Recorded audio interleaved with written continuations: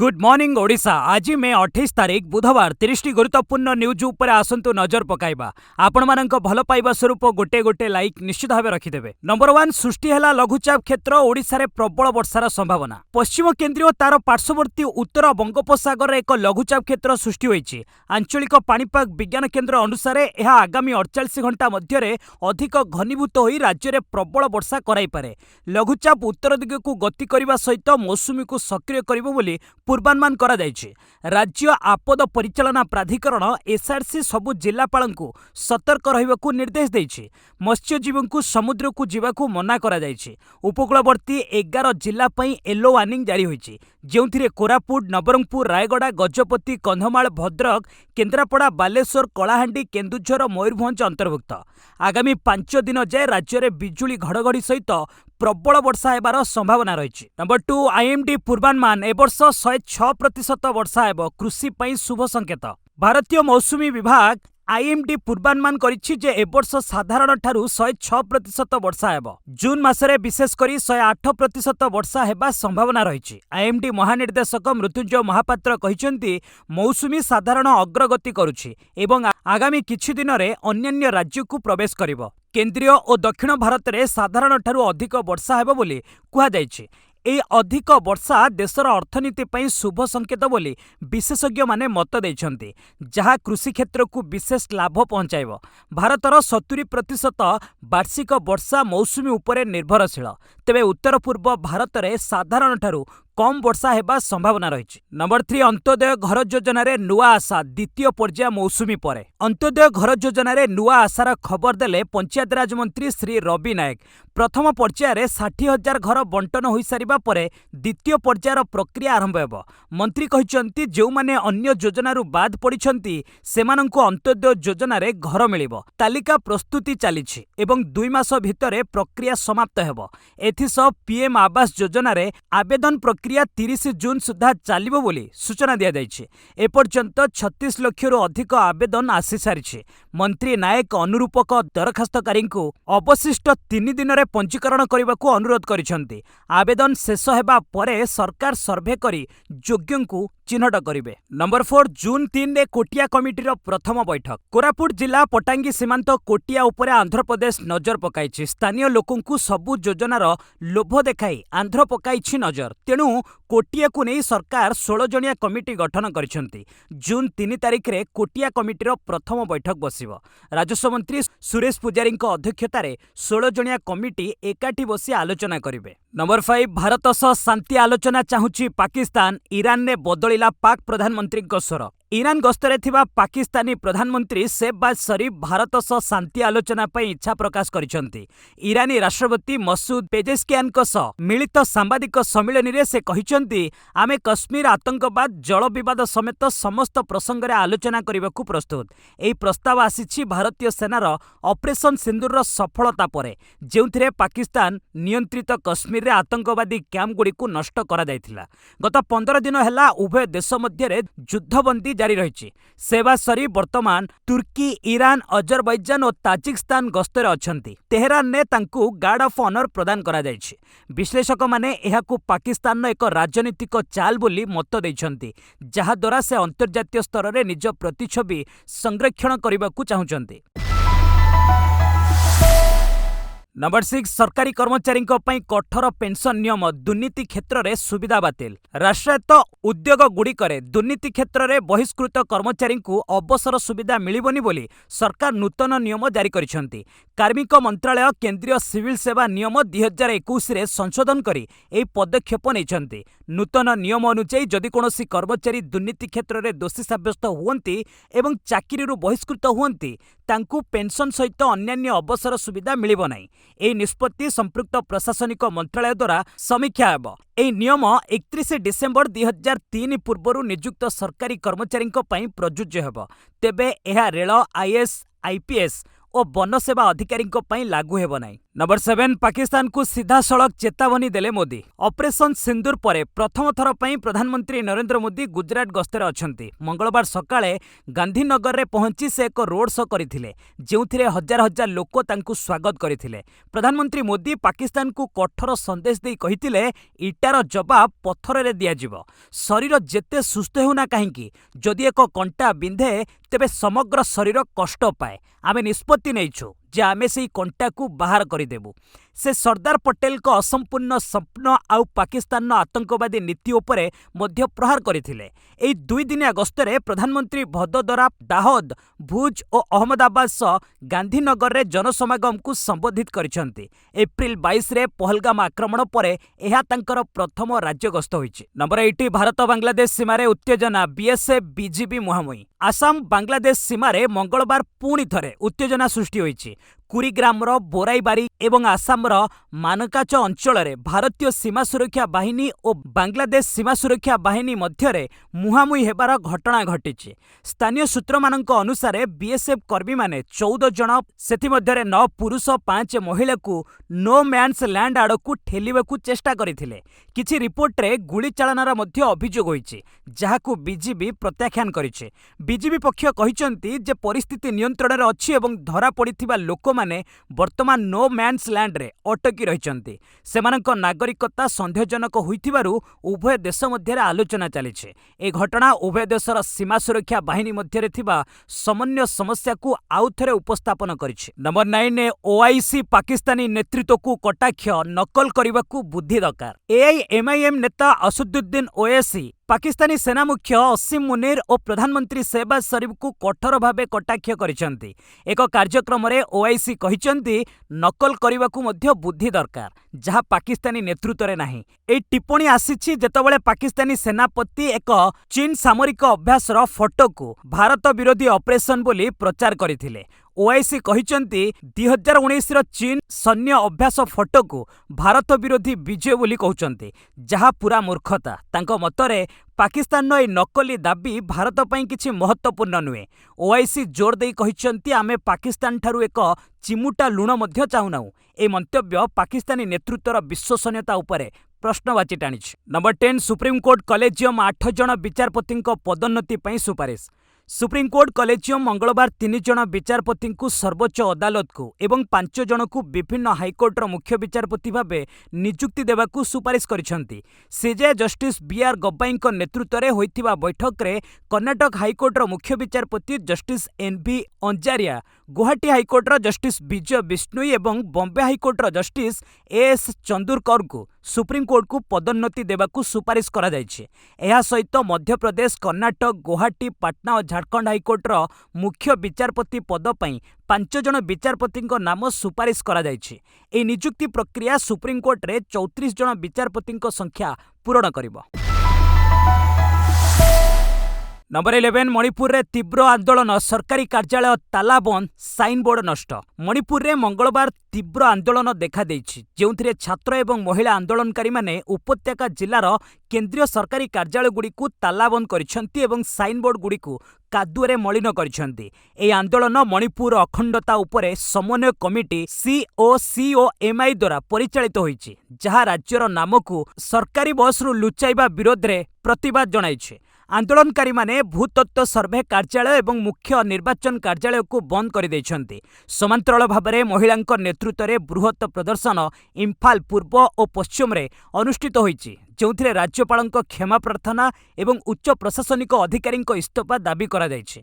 आंदोलनकारी माने राजभवन आड़कू मार्च करबाकू योजना करिथिबा बेले सुरक्षा बाहिनी मजबूत भाबरे मुतयन करा जायछि। नंबर 12 आत्मसमर्पण कले 18 नक्सल। मालकानगिरी सीमांत छत्तीसगढ़ सुकमा जिला पुलिस निकट रे 4 हार्डकोर नक्सल समेत 18 जन नक्सल आत्मसमर्पण करिसंती। 2 नक्सल नाम 8 लाख टंका लेखाए पुरस्कार रहितिबा बेले मोट 39 लाख टंकार पुरस्कार घोषित नक्सल आत्मसमर्पण करिसंती। सुकमा एसपी किरण चौहान को निकट रे एमाने आत्मसमर्पण करी बाकी जीवन खुशी रे कटाइबाकू इच्छा प्रकट करिसंती। ए नक्सल माने सुकमा एवं बीजापुर जिला सीमांत रे बहु अघटन घटाइथिबा पुलिस कहिछि। सरकारक तरफरु समस्तंकू 50,000 टंका लेखा ଲେଖାଏଁ ସହାୟତା ରାଶି ପ୍ରଦାନ କରାଯାଇଛି।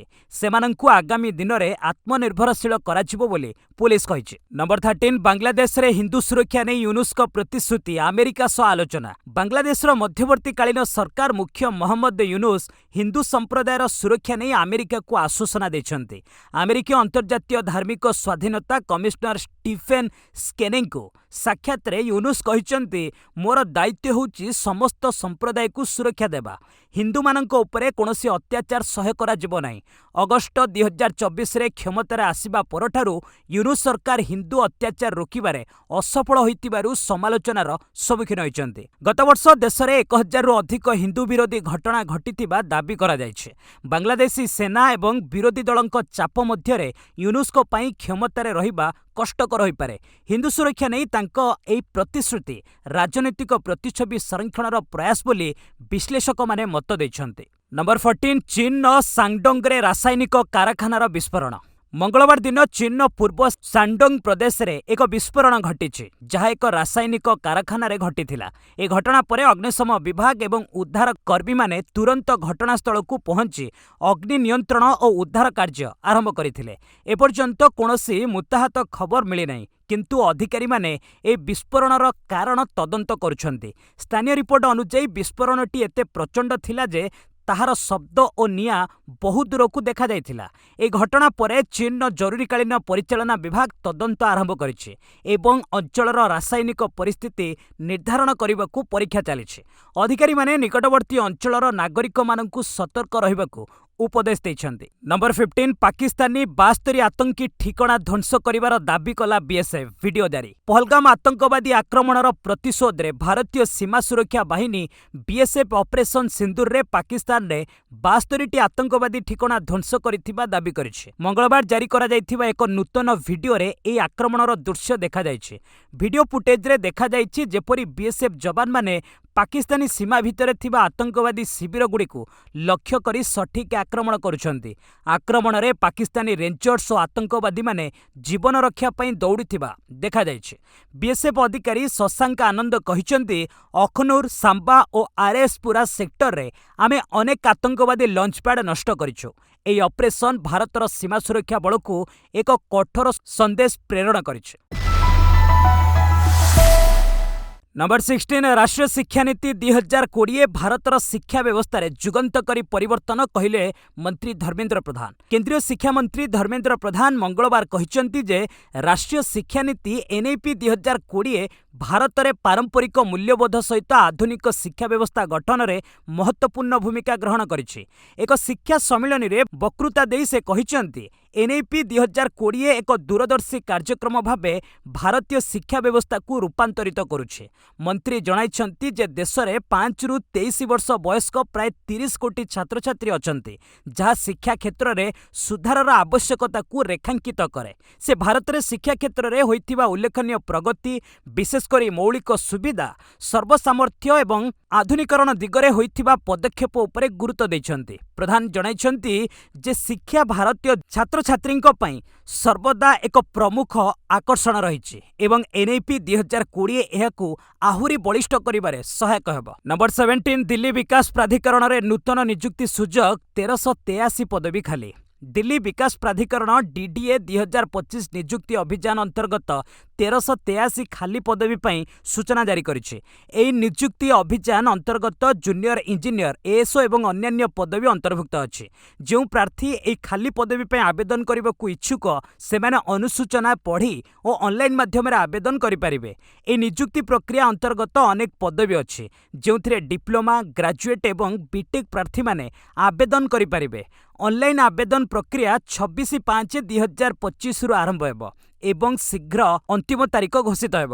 ପ୍ରାର୍ଥୀମାନେ DDAର ସରକାରୀ ୱେବସାଇଟ୍ dda.gov.in ମାଧ୍ୟମରେ ଆବେଦନ କରିପାରିବେ। ନମ୍ବର 18 ଭାରତୀୟ ବାୟୁସେନାରେ 153 ପଦବୀ ପାଇଁ ନିଯୁକ୍ତି ସୁଯୋଗ। ଭାରତୀୟ ବାୟୁସେନା IAFର 2025 ନିଯୁକ୍ତି ଅଭିଯାନ ଅନ୍ତର୍ଗତ 153 ଖାଲି ପଦବୀ ପାଇଁ ଅନୁସୂଚନା ଜାରି ହୋଇଛି। ଏହି ନିଯୁକ୍ତି ଅଭିଯାନ ଅନ୍ତର୍ଗତ ଗ୍ରୁପ୍ C ପଦବୀ ଅନ୍ତର୍ଭୁକ୍ତ ଅଛି, ଯେଉଁଥିରେ junior clerk, Hindi typist, store keeper, cook, carpenter, painter और अन्य पदवी अच्छी। ए नियुक्ति प्रक्रिया अंतर्गत अनेक पदवी अच्छी जो डिप्लोमा ITI 10th एवं द्वादश श्रेणी प्रार्थी माने आवेदन करें। ऑफलाइन आवेदन प्रक्रिया 14/5/2000 आरंभ होईछि एवं 8/6/2025 अंतिम तारीख रही। प्रार्थी माने IAF रो सरकारी वेबसाइट indianairforce.nic.in माध्यम आवेदन करें। नंबर 19 इसरो रे नूतन नियुक्ति सुजोग 320 पदवी खाली। भारतीय अंतरिक्ष अनुसंधान संस्थान 2025 नियुक्ति अभियान अंतर्गत 320 खाली पदवी पर अनुसूचना जारी करिछि। ए नियुक्ति अभियान अंतर्गत वैज्ञानिक इंजीनियर पदवी अंतर्भुक्त अछि जोंथिरे इलेक्ट्रोनिक्स, मेकानिकल एवं कंप्यूटर साइंस विभाग रे नियुक्ति हेबो। ए नियुक्ति प्रक्रिया अंतर्गत अनेक पदवी अछि जोंथिरे बीटेक बी प्रार्थी माने आवेदन करि परिबे। ऑनलाइन आवेदन प्रक्रिया 27/5/2025 आरंभ होई 16/6/2025 अंतिम तारीख रही। प्रार्थी माने इसरो सरकारी वेबसाइट isro.gov.in माध्यम आवेदन करें। नंबर 20 आयकर रिटर्न फाइलिंग तारीख 15 सेप्टेम्बर पर्यंत वृद्धि।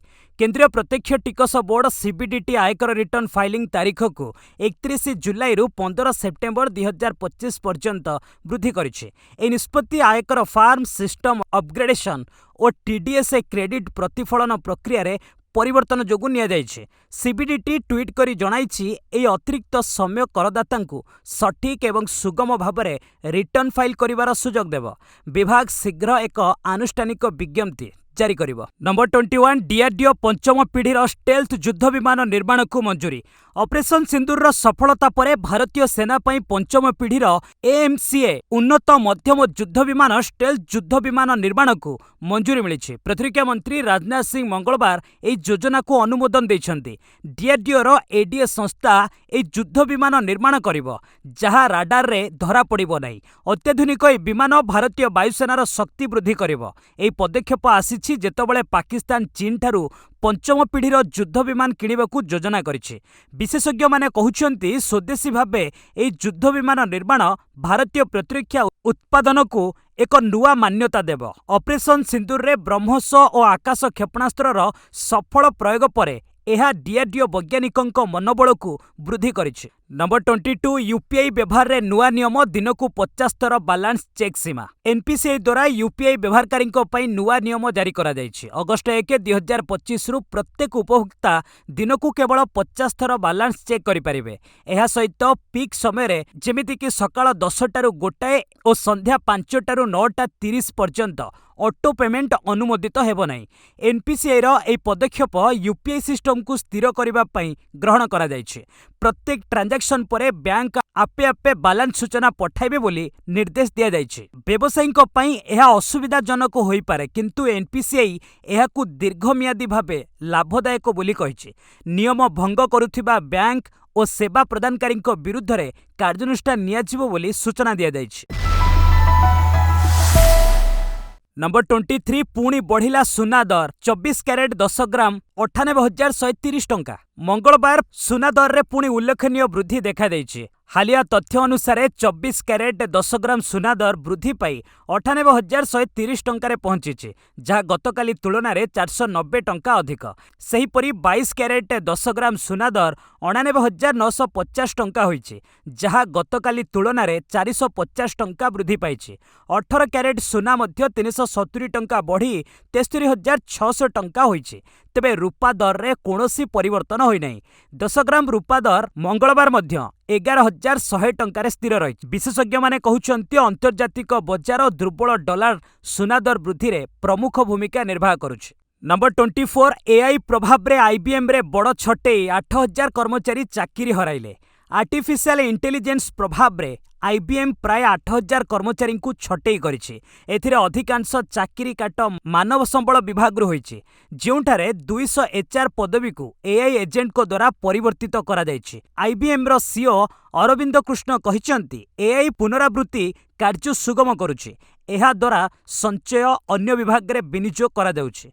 कंपनी दाबी करुछि जे स्वयंचालित प्रक्रिया सॉफ्टवेयर विकास और विक्रय विभाग रे नुआ चाकरी सृष्टि करिछि। विशेषज्ञ माने सतर्क करुछंती जे एआई प्रसार फल भविष्य में अनेक पारंपरिक चाकरी विलोप हो पारे। आईबीएम रो एई पदक्षेप बृहत परिमाण रे एआई आधारित छटेईर एक नमूना भाबे देखा जाउछि। नंबर 25 रप्तानी पई RoDTEP लाभ पुनर्स्थापित कले सरकार अग्रिम प्राधिकरण धारक रप्तानी मुखी यूनिट एवं स्वतंत्र अर्थनैतिक क्षेत्र में थिबा यूनिट द्वारा करा जायथिबा रप्तानी पई रप्तानी होइतिबा उत्पादन उपरे शुल्क एवं टिकस छाड़ योजना अधीन रे लाभ पुनर्स्थापित करिसेंते। लाभर पुनर्स्थापन आसंता मास 1 तारिख रु कार्यकारी हेबो। पूर्वरु प्रत्याहार करा जायथिबा एई सुविधा गुड़िक 5 फेब्रुआरी 2025 पर्यंत बलवत्तर थिला। एई योजनार लक्ष्य होउछि रप्तानीकारी को एम्बेडेड ड्यूटी टिकस एवं लेभी पई फेरस्त करी विश्व बजार में भारतर रप्तानी प्रतियोगिता को वृद्धि करबा, जहाँ अन्य विद्यमान योजना अनुଯାयी फेरस्त करा जाय नै।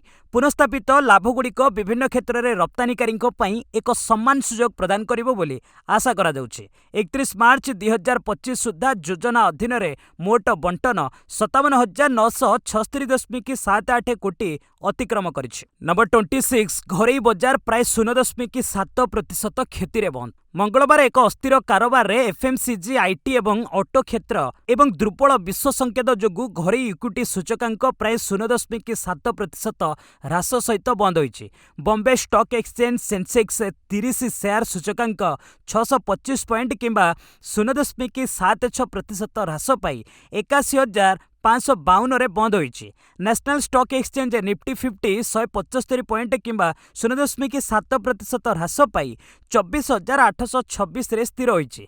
एही समय रे बीएसई रे व्यापक बजार सूचकांक सकारात्मक क्षेत्र रे शेष होइछि। मिड कैप सूचकांक 0.18% जोड़ी होइछि एवं स्मॉल कैप सूचकांक प्राय 0.2% वृद्धि पाइछि। नंबर 27 रूस पाकिस्तान इस्पात कारखाना चुक्ति भारत पई चिंता। भारतर पारंपरिक मित्र रूस पाकिस्तान सहित $1.4 बिलियन मूल्यर एक इस्पात कारखाना पुनरुद्धार चुक्ति स्वाक्षर करिछि, जहाँ भारतीय विदेश नीति विश्लेषकों चिंतित करिछि। ए प्रकल्प पाकिस्तान स्टील मिल्स को पुनर्जीवित करिवो, जहाँ देशर इस्पात आमदानी 30% ह्रास करिवो।